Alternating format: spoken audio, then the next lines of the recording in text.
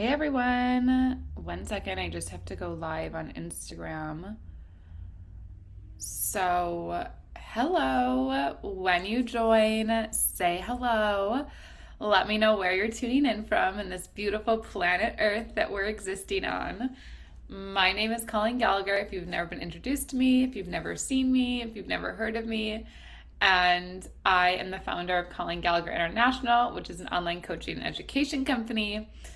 I am an author of 4 books, which is super exciting, and I've done online courses and I've supported many, many, many people that are high achievers, that are magical people, that are here doing epic things in the world to create their fairy tale life, to create a life that is beyond their wildest dreams, to create a life that is absolutely magnificent, that is wonderful, that is delightful. And it's such a passion of mine and it's such a thrill of mine. So I built my community, or I built my business totally online. So if you've never seen me live, well, I'm just so excited and delighted. And just as if you were to walk into a brick and mortar store for up-leveling your life or up-leveling who it is you want to be, this is exactly what my page and my social media represents. So I wanted to come on live today to talk about my 4th book, which is super exciting, The Cycles of Love, an Energetic View into Love, which is a really amazing book, an amazing experience. And I wanted to really, before I get into this book, I wanted to talk about today, like how do relationships really influence our life? How do they influence who we are? How do they influence like what we're doing? Like how do our, oops, hold on. Let's just make sure that this is going because it might be, okay. Let me know on Instagram if you guys can still hear me. I want to just make sure. I just got a call, so let me just make sure. Can you guys still hear me on Instagram? Say yes or no. Let me know so I know. I'm gonna guess yes, you can hear me. Otherwise, I feel like people would be saying no, they can't. Okay, awesome. Okay, so I really wanted to come on today. I know it's in the middle of the day. Usually I do my lives in the morning or in the evening, but when you do join, I want to say again, make sure you say hello. If you're watching the replay, say #replay. But I wanted to come on today and talk about the importance of relationships and how do relationships influence our life and influence every area of our life.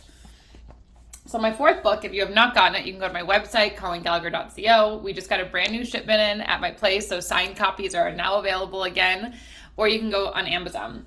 But the intention, I'm going to just leave this here while I talk. The intention of this book is for you to walk away knowing how to unify. That word is so important, unify, unification, combined into a singular moving place. The masculine and feminine energetics, we are at a power war within our relationship dynamics. So that's what this book is about. That's what it supports you in. That's why it's here. That's why it's alive. And this became so important to me because this book birthed, as most of my books do, when I was in one of my deepest pains in my life, and through many pains in my life, and also through many beauties in my life. It birthed, it created, it came, it evolved, it showed itself. So this book is just a really amazing experience where if you are like, what is going on in my relationships? I don't quite understand why my relationships are like this or why they're like that. Oh, Yvonne de la Fleur. Or, you don't understand why your relationships are happening the way that they are. This is an amazing book because this book will really guide you into understanding that relationships and the connections we have with people, whether it's for a moment or whether it's for a longer term, like we begin to experience that each relationship has a soul connection, a soul tie, an opportunity for a soul awakening. What do I mean by that? It means that every relationship we're in, even the relationship you and I have right now, and you want to get to a space when the relationships that are closest to you, the ones that you're talking to daily, the ones that you're involved with daily, you begin to see these relationships as reflections of you. You begin to see these relationships as teachers, as guides, as activators of what is still meant to be brought online within your soul, within your journey. So when we experience pain, let's say, or discomfort, or a screaming fight with a loved one or a friend or someone that really, irritated us and there's like a big thing, you want to begin to look at what is this disagreement or what is this disturbance? Because anytime there's conflict, right? Instead of like a line going straight, there's a disturbance, like a science. It goes boop, boop, boop, boop, boop. So your energy field is disturbed from a sense of peace, from a sense of wholeness, from a sense of serenity. So you want to look, why is there a disturbance in my field? Because you want to get to a space when there's no disturbance. You want to not know, but then when there's disturbance, it's like you don't have such these huge spikes that then have to come back down, spike, come back down. You want to find this place in your life where you're just even, keeled. There's peace, there's beauty, there's serenity, there's calmness. And so this book really supported me, and I want everyone who reads it to support you in unifying these energetic waves we go through and experience. So, because the quicker you can learn that every time you look at a relationship, whether it's the news, whether it's someone you meet on the street, whether it's whatever, that's a reflection of you, that something in this person is showing you a reflection of yourself. It's showing you either like lack of time management, maybe lack of ability to speak up for yourself, maybe lack of ability to take a stand for yourself, maybe lack of ability to say what you really need and say your desires and expecting someone to read your mind. So this book, I went through a journey with many different experiences and many different relationships that really supported me to understand the cycles of love, an energetic view into love. What is actually going on in my relationships? What is the energy actually transpiring between me and somebody else? And how is that guiding me to unify with others around me instead of create disturbance or distance? So I'll just read a couple poems. I feel like it's really alive. So if you guys want to put a number 0 to 50 in the comments, I will read that poem. But the first one that I'm going to read, so while I'm doing that, put it in there. The first poem I'm going to read is called Poem 22, Heartbreak into Love. So it's this, and this was actually me in Cabo in 2021 maybe. This was me. So it says, you are the magic, you are the vibe, you are the cosmos, you are the color of this black and white world. You are restored purity. Don't ever let them tell you to stop speaking, creating, loving, and going all in on every desire, relationship, and idea that lights your soul on fire. When you believe you love someone and the world tells you to pause, it's not right. Do not listen. If your heart's devotion says to love, love with all of your heart and be prepared for heartbreak. Instead of fearing heartbreak, reframe yourself to witness the beauty that can be found through it all, as this is where pure divinity lies. Just like a nocturnal flower closing at night and opening with the rise of light, the petals are constantly shutting and opening to break apart from each other. There is already a natural ecosystem connected to the infinite divine intelligence where all you get to do is surrender, so freedom and love can be yours to reclaim, available in every moment. So that was that one. I really love that one, Heartbreak into Love, because I feel like it just goes through like understanding the cycles of love, that heartbreak is part of the cycles of love. I know that we are programmed in this idea of relationships that there's going to be the one, it's going to be like a fairy tale and it's whatever. And I do believe in fairy tales, but in every relationship, in every fairy tale, there is heartbreak, there is pain, there is drama that's caused. So it's beginning to see like even something like the flower petals breaking apart, that your heart is going to naturally break when it's in the natural ecosystem of your cycle of love, and beginning to make peace with that and make love with that will support you in what you need to do. So there's that. Okay, poem 1 is what you wanted. Let's see here. This one's one of my favorites, in her beingness. This was actually, I wrote this or channeled this poem from a journal prompt that Katrina Ruth gave me. So if you don't follow Katrina Ruth, I highly recommend following her. But anyway, so this one goes, the gentle touch of an ocean breeze, a flying creature whim singing through the air. She's being observed by them through a magnifying lens. The letters begin to arrive, slowly flowing through her to create thought formations, but only when she allows herself to enter into stillness. She then begins to hear the ocean waves instead of possible illusionary visions. As the waves begin to transfer their crashing momentum out of the water back into the sea, transforming shape, time, and space within microseconds. The human body, mostly made of water. An awakening occurs. She, too, is a shape-shifting object of art. She transcends all limitations within that moment, the connection to all creation. She's the focus point for a new earth man to be made manifest. She's the deep exploration of your soul's template becoming activated. She's the guide into the portal of infinite connection, the place of birth for equilibrium and wholeness. I love that one too, because that one I just feel like it's such like a powerful reflection of what is the true purpose of the divine feminine and what's the true purpose of like why feminine energy is here, is to just be and to be present and to be alive and to be still.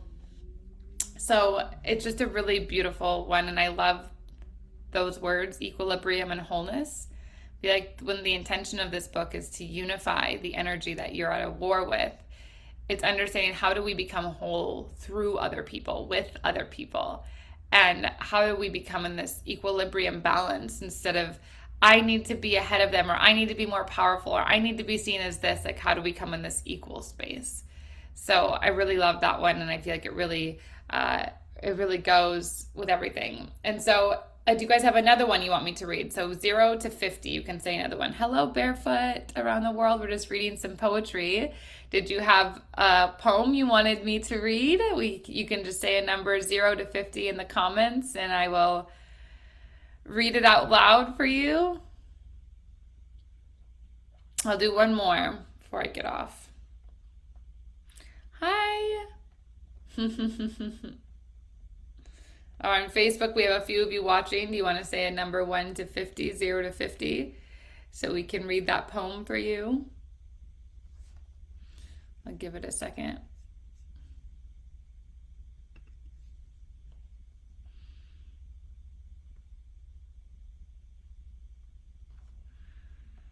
All right, then I'll do a random page. Let's see here.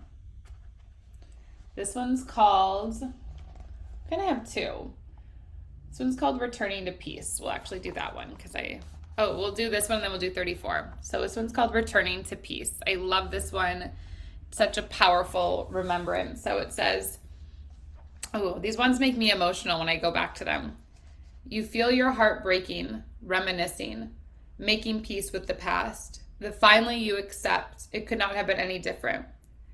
The daydreams, the wishes for the future, a promised better tomorrow for a lack of action today. The arguments that seemed to offer no breakthrough. The willingness to be devoted to someone that just wasn't willing. The beginning to accept you are them and they are you.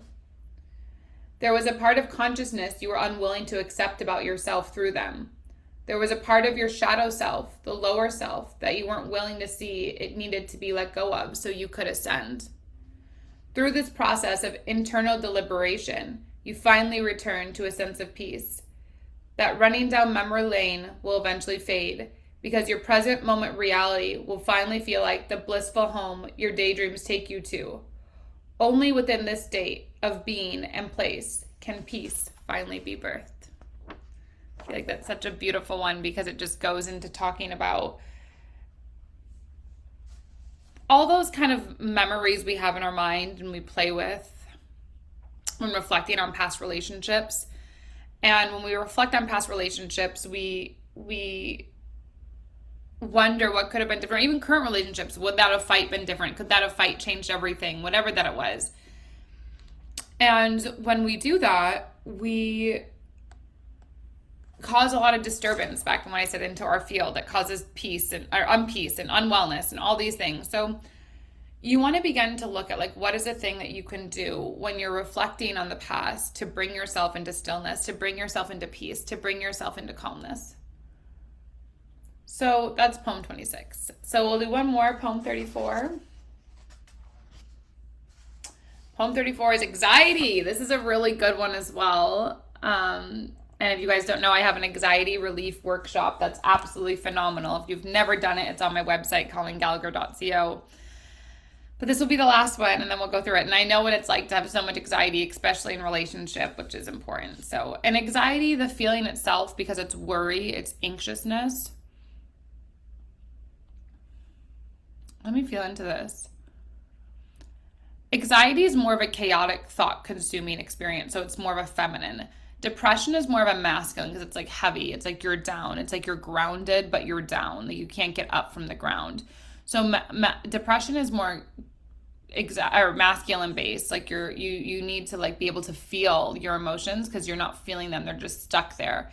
Anxiety is like this head spinning spiral experience, and you need to become more grounded. So here's what it is. Like a lightning bolt crashing into a tree, you feel the shock raging within your body. Nervousness, the internal jolt, the racing thoughts, the debilitating feeling. Your mind is obsessed and focused on something that it cannot control. Are they going to leave me? Is my life falling apart? How is this money going to work out? The feelings of anxiety, the brainwaves spiral and race like a hurricane within your mind, activating the nervous system. The desire to want to be well, to feel joy, but your body and mind remain in a dwindling spell. The downfalls of anxiety. So that's that one. So there's 50 poems in this book. So 50 poems, the cycles of love and energetic view into love. I channeled each of these. It took me 3 years. Relationships are such an important part in our life and such an important part in our ascension. And it's so important in our awakening. Because relationships are the key to our liberation. Relationships are the key to awakening us to who we're meant to be. And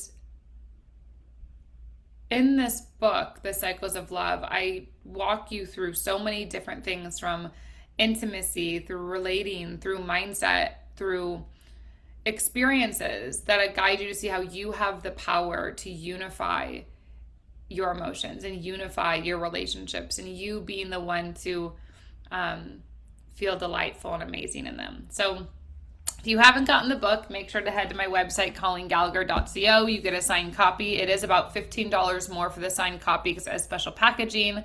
I write to it than it is on Amazon, but it's incredible. So I highly recommend, or you can go to Amazon and you can grab it. So I love you. I honor you. I hope that this served. If it did, it would mean the world to me if you could share it, if you could maybe tag a friend. And I can't wait to talk soon. Love you.